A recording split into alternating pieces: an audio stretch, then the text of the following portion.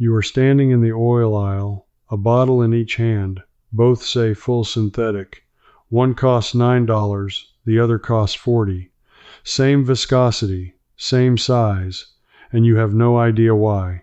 I stood in that exact spot for 20 minutes once. And what I found out changed how I buy oil forever. Here's the truth I chased down. The name printed in big letters on that bottle barely matters. What matters is a tiny code most people never read, and the Japanese mechanics I spoke to make their entire decision on it. They ignore the marketing completely. They trust the code, not the brand. This way of thinking did not start in a lab. It grew out of a Japanese oil company founded in 1888 in a small town in Niigata, and a testing standard written decades later that almost nobody in America has heard of. Stay with me, because the final piece I uncovered is a single number on the back of the bottle. Once you can read it, you will never overpay for bad oil again. And this works on the car sitting in your driveway right now. No special tools, no dealership, just your own 2 eyes and about 30 seconds. Let me take you back to where this started for me. I was watching a mechanic in a small independent shop, the kind with 2 lifts and a calendar from a parts supplier on the wall. He was doing an oil change on a Honda with 190,000 miles on it, still running smooth, and I asked him what oil he used. He did not say a brand.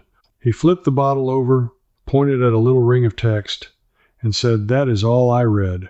The front of the bottle is for you, the back of the bottle is for me." That sentence would not leave me alone. The front is for you, the back is for me. I needed to understand what he could see that I could not. So, let me show you the first clue, the one that cracks this whole thing open. Here is what almost nobody realizes. Most motor oil sold in the world does not come from the company on the label. It comes from a handful of massive base oil refineries, and the brands buy it, blend it, and slap their own name on it. The bottle is marketing. The oil inside is chemistry. And chemistry does not care about the logo. Base oil comes in groups. The industry sorts them into categories numbered 1 through 5. Group 1 is the old cheap crude stuff, barely refined. Group 2 is better. Group 3 is highly refined. And here is the trick that will make your jaw drop. In America, thanks to a ruling back in the 1990s, a company is allowed to call Group 3 oil full synthetic, even though it started as ordinary crude oil that was just refined very hard. Real synthetic, the kind built molecule by molecule, is Group 4 called PAO, and Group 5 is the specialty stuff. So when you hold up 2 bottles that both say full synthetic, one might be Group 3 hydrocracked oil, and the other might be true Group 4, same words on the front, completely different liquid inside, same price? Almost never. That mechanic was not reading the word synthetic. He knew it was nearly meaningless. He was reading something else. And that is where my investigation stopped being about brands and started being about who decided the word synthetic could mean 2 different things. Because somebody benefited from that confusion. And it was not you.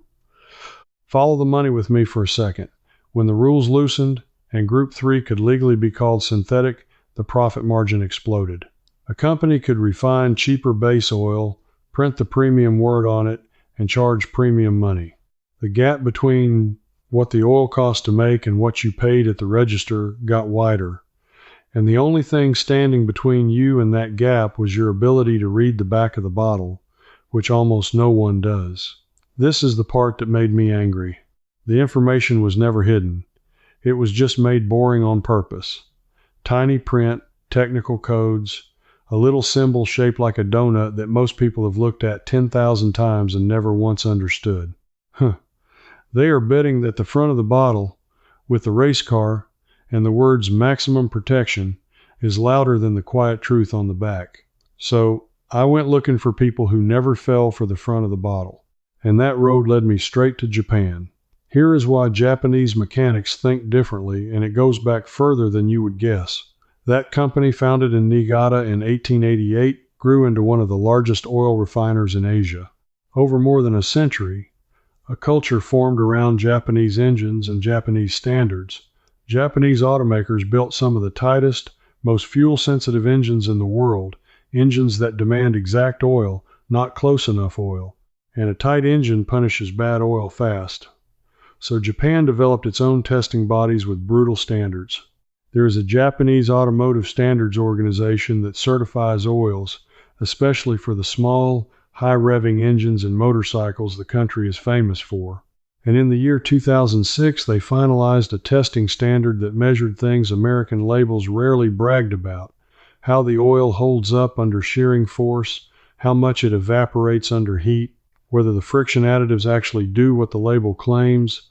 That last one matters more than you think. A Japanese mechanic does not ask, "Is this a good brand?" He asks, "Does this oil carry the right certification for this exact engine, and does the number behind the certification hold up?" The brand is just the wrapper. The certification is the contract. But here is where it gets darker, because certification can be game too. The deeper I dug, the more I found a second problem hiding under the first. Not every oil that claims a certification actually earns it in a way you can trust. And this is the real reason certain brands make experienced mechanics wince.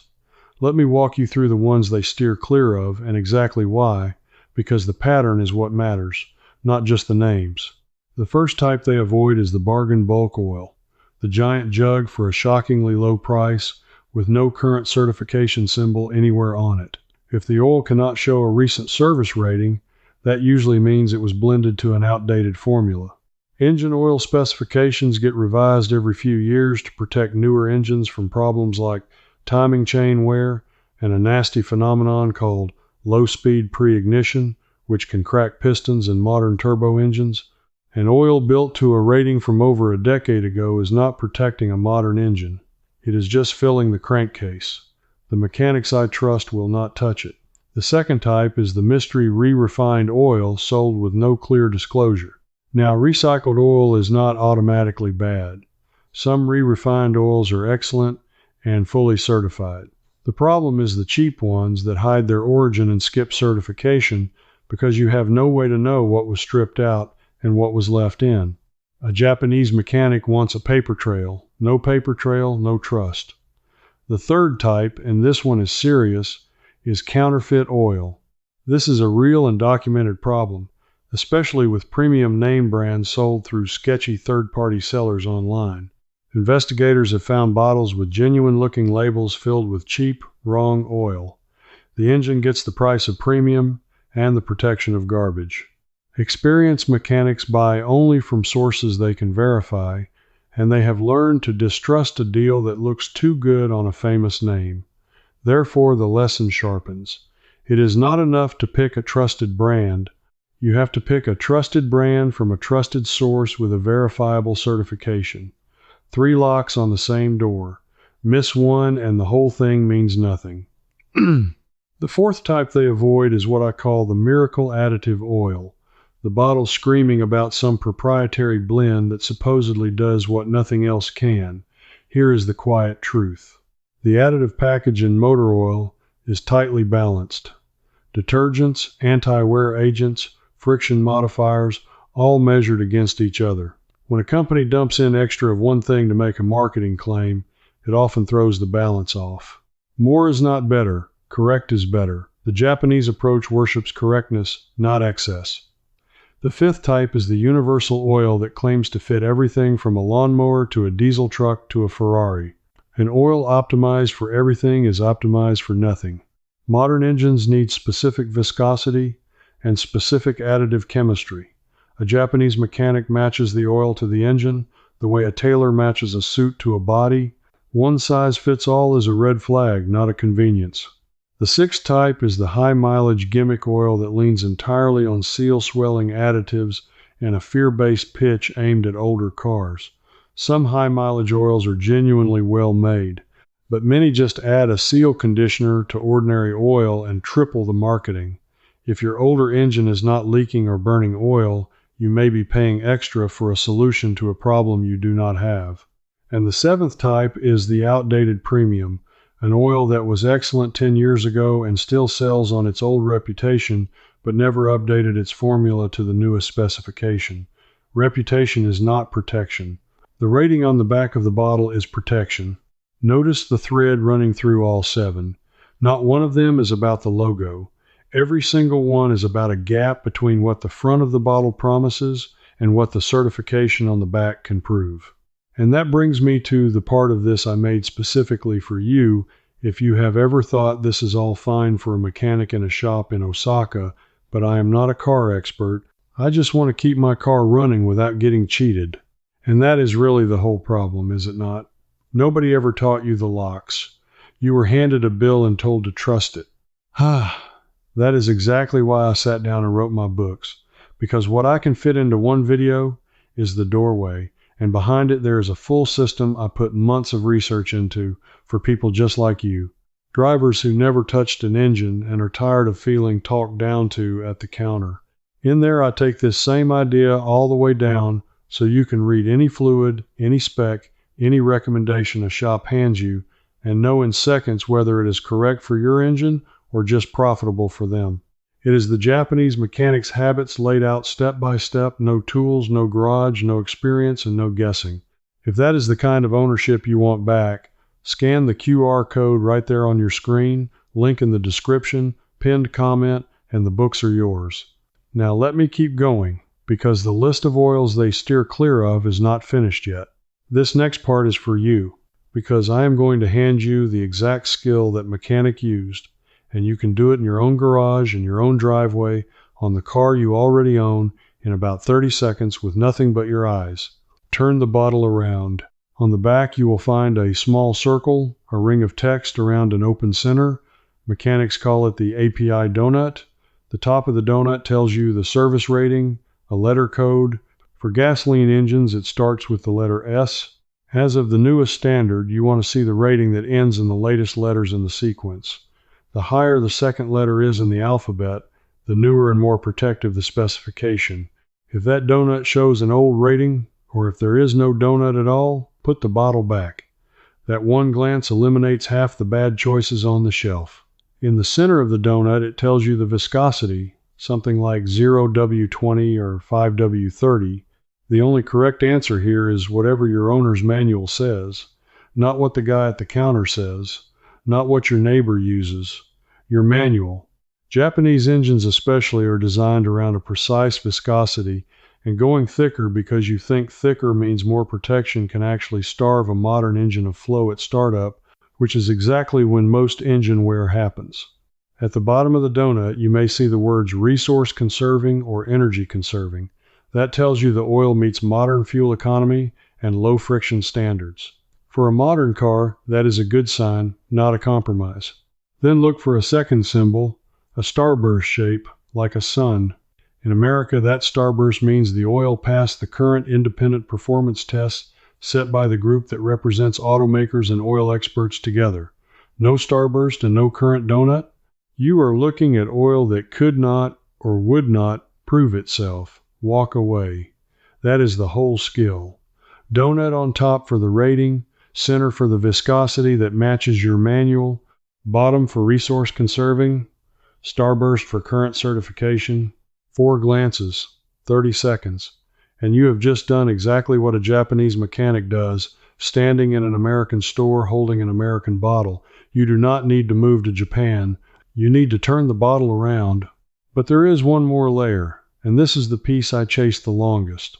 The piece that separates a good oil from a great one, even when both carry the right donut and the right starburst. Because 2 oils can both pass certification and still not be equal, and the number that tells them apart is almost never advertised. This is the final piece of the puzzle, and once I found it, everything the mechanic in that little shop said finally clicked into place. Let me build this the way I discovered it.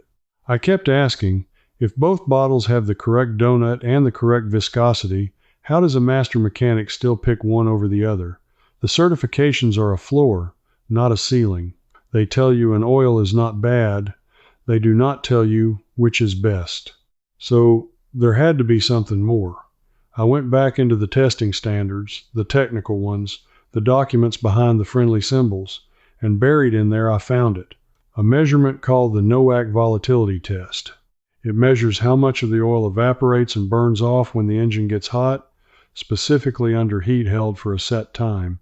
The lower the number, the less oil you lose to evaporation, the less you have to top up between changes, and the less residue and gunk builds up inside your engine over the years. Here's why this is the hidden key.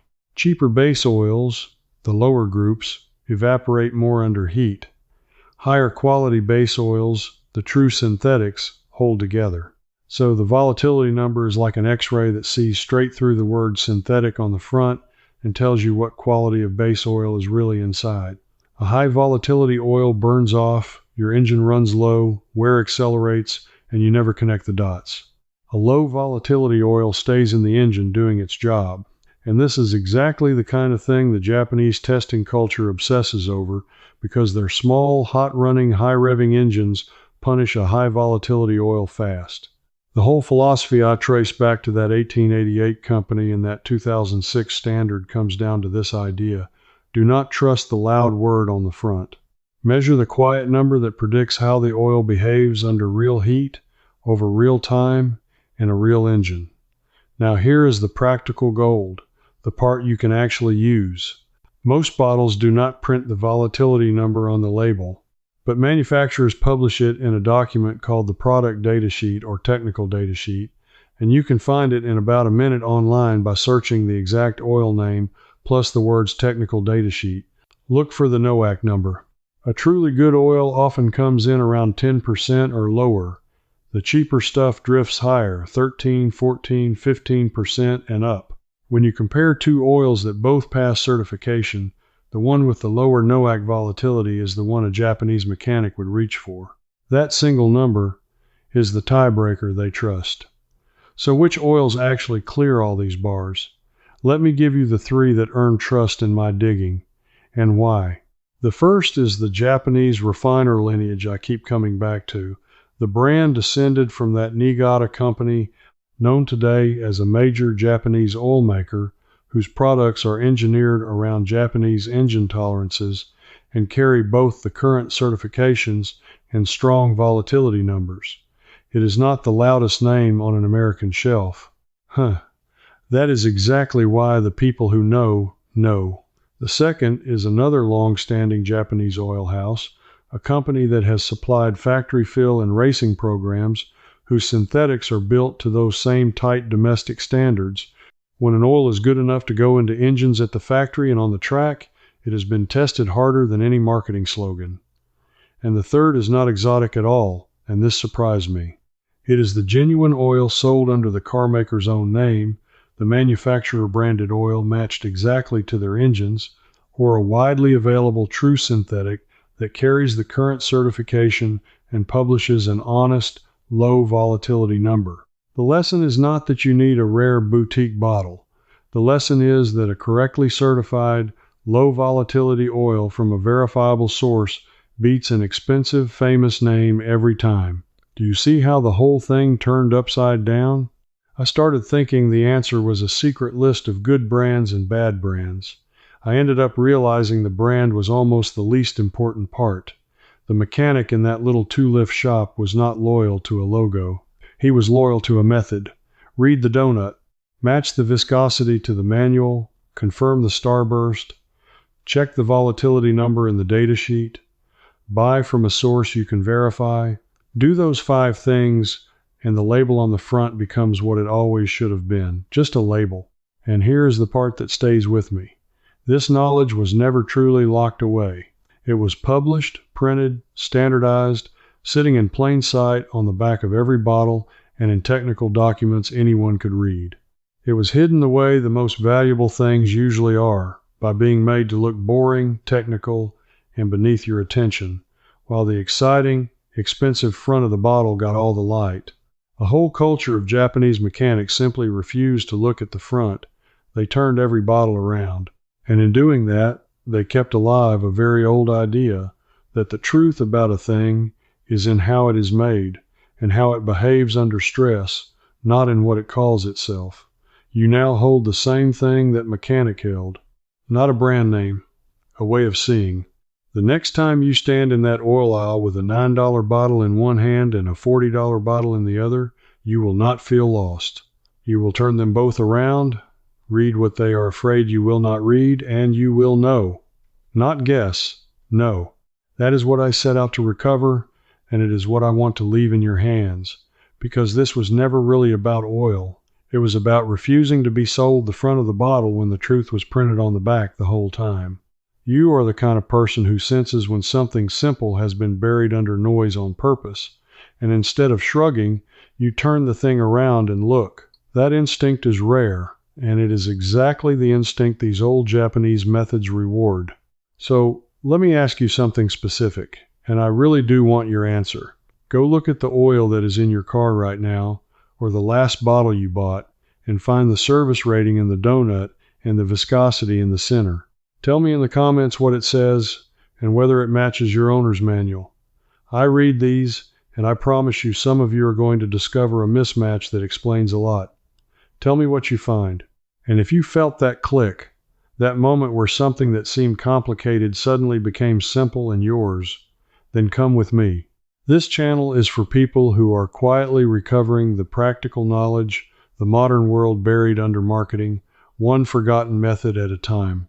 Subscribe and stand with the people taking it back, because the next thing I decoded is even stranger. It is about why Japanese drivers change their oil on a schedule that looks wrong to American eyes, based on a dashboard system most people ignore completely, and how following the old 3,000-mile rule may have been quietly costing you hundreds of dollars a year for nothing. I found the origin of that myth and who profited from it, and I cannot wait to show you. Turn the bottle around. I will see you in the next one. Before you go, let me tell you what comes next. This video showed you why the front lies. Inside my membership, the exclusive continuation waits for you, and you can ask me your own question, and a real person, me, answers you myself. You'd belong among the mindful folks inside the quiet wisdom circle. Just point your phone's camera at the code on your screen. You can cancel any time with one click. Come join me. Now that you know which oils to trust, let's protect what keeps your engine running clean. Next, I'll show you the fuel injector cleaners mechanics quietly avoid, and the ones they truly rely on. It's starting right here.